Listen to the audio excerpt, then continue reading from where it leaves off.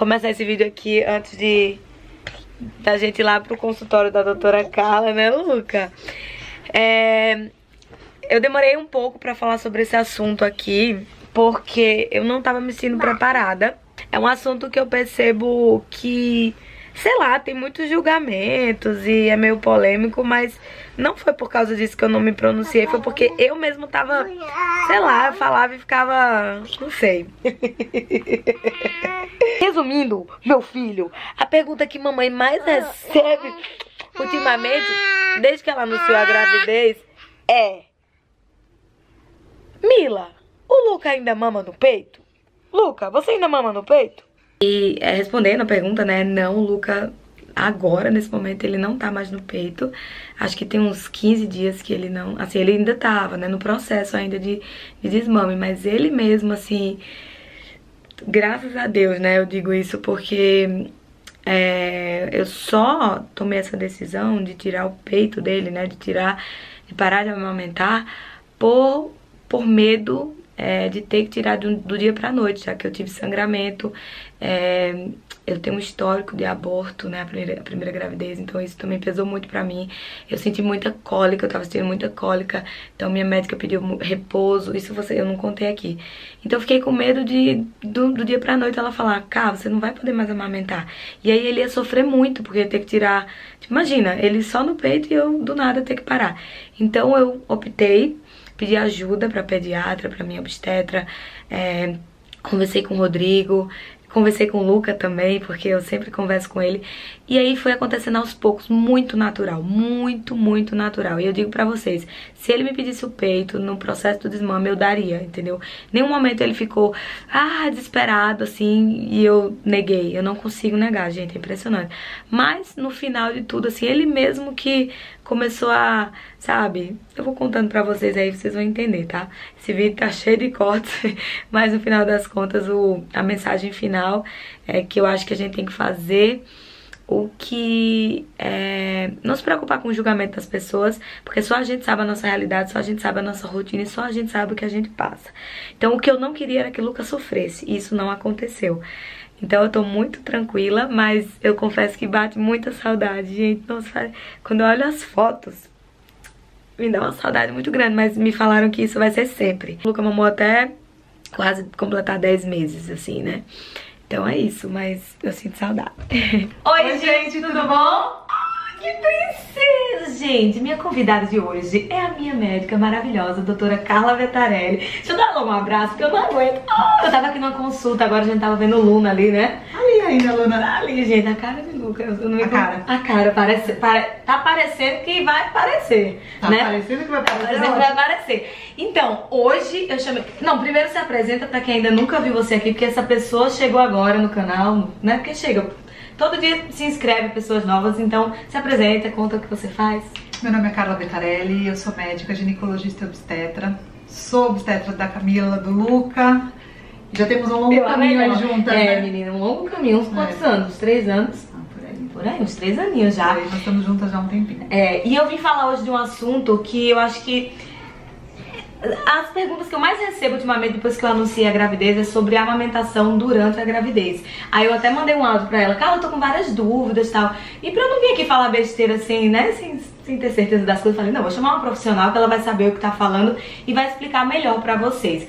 E aí a primeira pergunta, Carla, que todo mundo tá me fazendo é assim: pode ou não pode amamentar durante a gravidez? Tipo, qual a sua... Então, esse é um assunto super controverso, tanto com ginecologistas, obstetras e pediatras. Não existe um consenso, né? Existe a conduta de cada médico individualizada. A minha conduta como médica é que quando não há contraindicação, pode-se manter a amamentação ao longo da gestação. Normal. Tanto que quando... né, coisa de obstetra, fiquei sabendo logo, acho que foi a primeira. Foi a primeira. Ontem não chegava nem o risco do negócio do teste. Não tá tendo risco. Vamos pro beta. Façam beta. Desde quando a gente descobriu, que foi a primeira coisa que ela falou, para a amamentação, não. Né? A primeira coisa... Olha o Luca, enlouquecido. O Luca tá feliz. O Luca tá falando muito. Vai, pode ir, que eu boto um preto e branco. E o que acontece? Eu falei que não tinha necessidade de parar a amamentação visto que estava indo tudo bem com a gestação e na verdade a gente tem alguns critérios para definir se precisa ou não parar. Sim. Um deles é um parto prematuro anterior, como fui a obstetra, cuidei da casa e todo o histórico do pré-natal. O Luca nasceu de 39 semanas, uns diazinhos, né? Foi tudo ótimo. Então naquele momento não existia contraindicação para continuar a amamentação, visto que você estava ótimo. Aí eu continuei. Continuou e tudo bem. Um dos fatores também que a gente avalia para fazer essa parada de amamentação é se ela tem alguma intercorrência na gestação atual.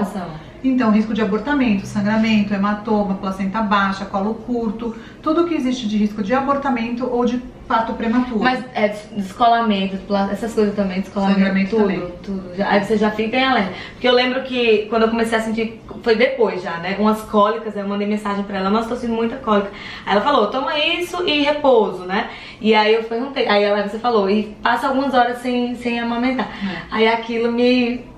Tá, aí foi aí onde eu comecei, meu Deus. Aí a gente pensa muito igual nesse sentido de não tirar, tipo, de ser radical com o bebê, né? O que eu tenho como opinião na minha casa, com meu filho?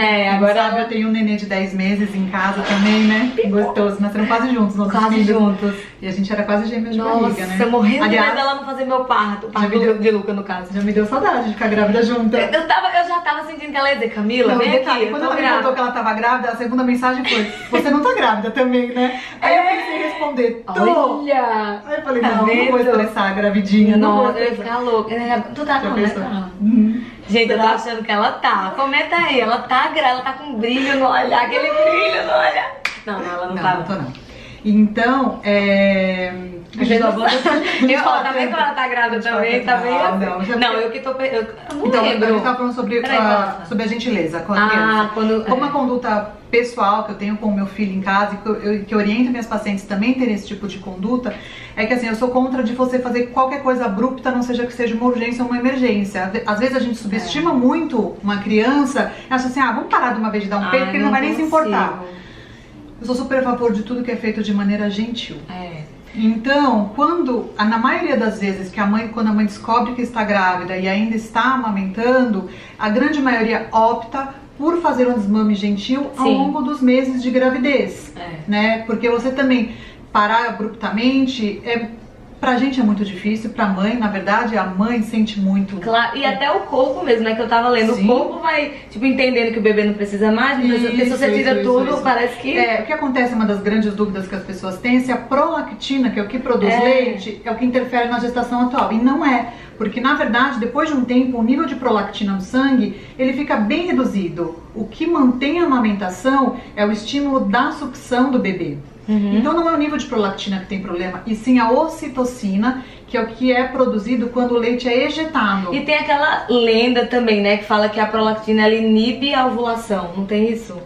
Tipo assim, do começo. Porque falam, quem amamenta não engravida, não tem isso? Então, nos primeiros meses, quando é livre demanda de aleitamento. Mas tem é uma grande verdade. Uma grande parte das mulheres não ovulam nos primeiros meses, porém, depois de um tempo, não é mais amamentação exclusiva. Depois de 6 meses, a criança já come, e algumas pacientes não produzem nível de prolactina o suficiente para bloquear a ovulação. E é engravida. Aliás, junto com a K, depois do meu filho tem 10 meses, depois de 3 pacientes já gestantes de novo. Meu povo é rápido, viu? Achando que eu tô rápido, eu adoro. Eu tô vendo. Vamos engravidar todo mundo. Vou até olhar o Instagram dela, que acho que hoje vem a notícia. Não, né? É pizza. Carla, se estiver mentindo, isso não pode mentir uma grávida, não. Não pode. Cara, ela não pode, bem plena. Não, tá, então o problema é a injeção da prolactina, da ocitocina, não da prolactina. Mas é a ocitocina, porque eu tenho na cabeça que esse estímulo que você falou da sucção, eu lembro as pessoas dizendo, quando a mulher quer entrar em trabalho de parto mais rápido, elas usam até aquela bombinha, né, isso aí já é pra estimular a ocitocina pra contração do útero, né? Ou nada a ver? Não, sim, tem algumas pessoas, não que a gente use isso no dia a dia, mas a injeção do leite, sim, ela produz, a gente tem produção de ocitocina, e principalmente após a 24ª semana de gestação, você tem mais receptor de ocitocina no útero, e você pode ter algumas contrações e pode desencadear um trabalho de parto. Mas se a mãe estiver bem, com uma gestação de baixo risco e for opção da mãe manter a amamentação, não tem problema. Não tem problema nenhum. Visto que a mãe seja bem nutrida, bem hidratada e bem suplementada. Porque tá vindo um bebê aí também, né? Tem que lembrar que tem uma vida em desenvolvimento dentro da barriga e a amamentação, ela exige muito nutriente da mãe, uma alimentação saudável, então tem que pensar nisso. Se a opção, né, junto do obstetra com a mãe e manter a amamentação, você tem que cuidar muito sério da sua alimentação, da sua suplementação e da sua hidratação. E em caso também de diagnóstico de que o bebê, por exemplo, não esteja ganhando peso na barriga, também é conversado sobre a parada da amamentação. Acho que eu parei faz uns 15, assim, parei total, né? Tirei ele, não mamou nada, mas perto de completar os 10 meses dele, assim, foi 9 meses, assim, de peito. Foi muito bom. E lógico, com acompanhamento dela, da minha médica maravilhosa, e da doutora Ju, da pediatra de Luca também. Então ela sempre me orientando, né? Tipo, ai meu Deus, qual... Porque eu não imagino, eu parei, eu não sabia o que dá pra ele, será que ele vai ganhar peso? E tudo isso com acompanhamento, ele crescendo dentro da curva, tudo certo, porque a gente fica com aquela culpa, né? Acho que toda mãe, não tem como, independente, acho que do tempo que pare. Independente, eu tive um desmame precoce, por exemplo, meu filho amamentei por 5 meses e meio, enfim, por motivos de trabalho, voltei a trabalhar muito cedo, né? Pois é, né? Muito bem. Essa pessoa não para, minha filha. Ela pós-parto, ela já tava lá no pós-parto dela fazendo partos. Maravilhoso. Mas, enfim, por N fatores, um deles foi porque eu retornei ao trabalho muito cedo. Nossa, você muito caro, você ficou se culpando. Ai, meu Deus. Eu tive um desmame bem precoce, com 5 meses e meio, né? Ele já comia fruta e tal. E a gente se culpa. Na verdade, acho que é mais a gente, porque pro meu filho também foi uma coisa gentil, né? Eu tirava muito leite, ofertava leite materno e tal. E pra ele aquilo já tava uma transição que foi fluindo, né? Pronto, eu também achei 5 meses, mas assim, foi um desmame precoce, com 5 meses e meio, mas eu sofri demais. Até pouco tempo, meu filho tem 10 meses, eu sou ginecologista, eu sei, eu oriento as pessoas, mas até pouco tempo, quando eu falava da minha amamentação, eu ainda falava com um tom pesado, assim, pesado. Eu imagino demais, nossa senhora. E eu falando com minha mãe, né, tipo, se Luca pedisse o peito, eu acho que eu não é porque ele mesmo foi, como a gente vai adaptando ali, né, a rotina, o bebê é muito mas é isso, a gente subestima muito a inteligência das crianças. Uma coisa que eu faço desde que o Luca, eu já tô tocando já tô pegando o filho emprestado. Desde que o Pipo é muito pequeno. É Filipe o nome do meu filho, a gente chama ele de Pipo carinhosamente, que é o apelido. Eu lixo agora. Bem delicado.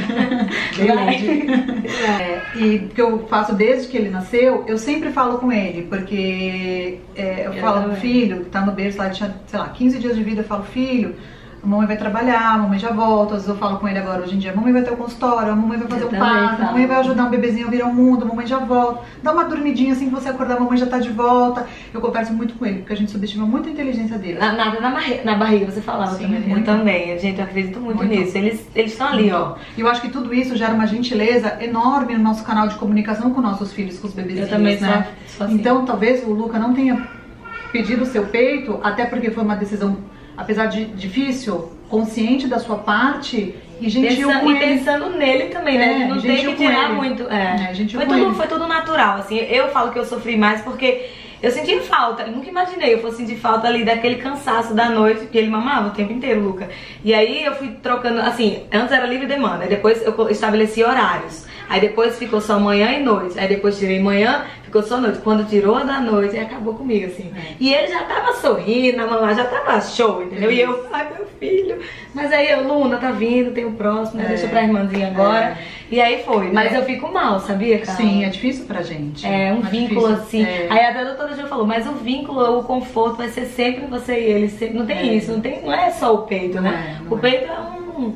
até porque tem pacientes N fatores que não podem amamentar, né? Na verdade, a amamentação é um vínculo muito forte, mas que é um item de uma maternidade tão densa, né? De um processo de muita coisa. Foi gentil pros dois, né? Foi uma decisão tomada entre você e seu filho.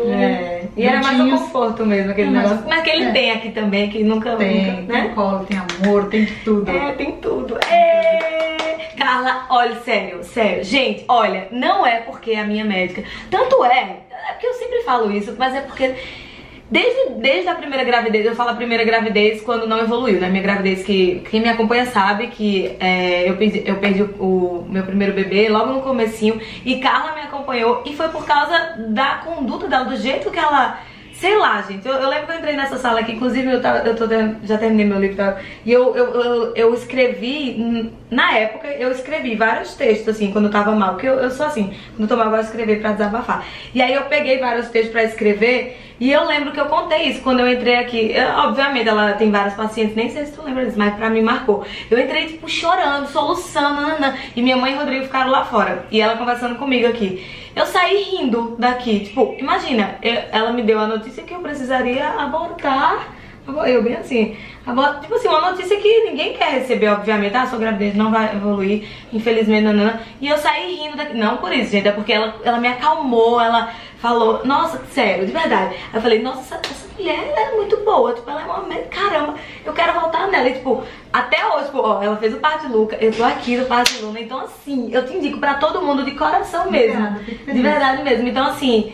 Muito obrigada por ter cuidado de mim desde o início, por ter falado que a gente vai passar por momentos maravilhosos, mesmo quando eu tava no pior momento, que foi muito complicado e eu já choro. Gente, não, mãe, não esquece. Muito obrigada, de verdade. E tudo de bom pra sua vida, não só na sua vida profissional, em todos os aspectos, de verdade mesmo. E, gente, se você é de São Paulo aí, se você precisa de uma ginecologista, não é só porque fala, eu não tô grávida, eu sou... Gente, ginecologista e obstetra. Sim, cuide de saúde da mulher, a gente tem que cuidar. Eu vou deixar todos os contatos de Carla aqui embaixo, tá? Obrigada. Imagina. Um beijo, gente, e a gente se vê no próximo vídeo. Tchau. Tchau. Adorei, obrigada. Nossa, Rodrigo vai dizer, meu Deus. Rodrigo, eu acho que o Luca dormiu, será? Acho que não, ele tá jogando alguma coisa no chão, que eu tô escutando. Deixa eu apagar aqui.